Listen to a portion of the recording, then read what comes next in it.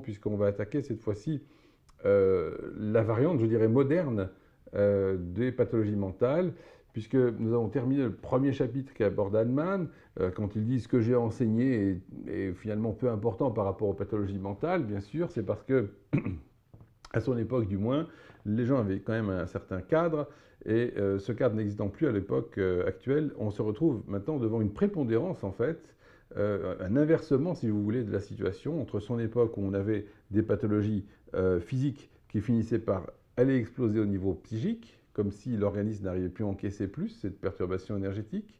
Et maintenant, on se retrouve dans une situation où on va avoir des traumatismes émotionnels qui vont attaquer et démolir le niveau psychique.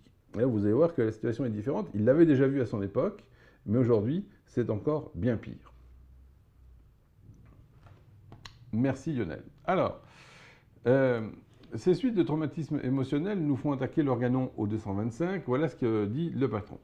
Cependant, il existe certainement, comme nous venons juste de le voir, quelques maladies émotionnelles qui ne se sont pas développées sous cette forme à partir de pathologies corporelles, mais qui, d'une manière inverse, le corps n'étant que légèrement indisposé, tirent leur origine et sont entretenus par des causes émotionnelles comme alors une anxiété prolongée, le souci, les contrariétés, les injustices ou la fréquente survenue de grandes peurs ou de fortes frayeurs.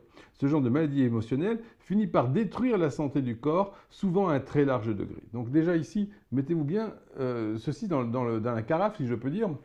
Vous avez compris que la situation où le plan physique n'arrive plus à encaisser, le système de défense cède. J'ai pris mon exemple apparemment malencontreux algébrique, puisque j'en ai eu plus d'un qui m'ont reproché de parler d'algèbre, mais c'était quand même à peu près limpide pour ma petite tête. On passe de 9 à 10, si vous préférez.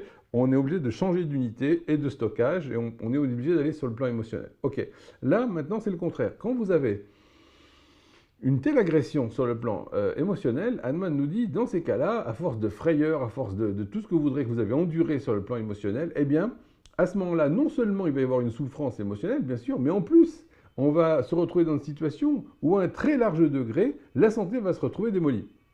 Alors pourquoi à un très large degré, ce qui se passe, c'est qu'ici, on a un système qui est compétent, un système de défense qui fonctionne, et ce système de défense, eh bien, il va dire, ok, il ne faut pas laisser toute la pathologie sur le plan émotionnel, où est-ce que je peux encore la caser? C'est sur le plan physique.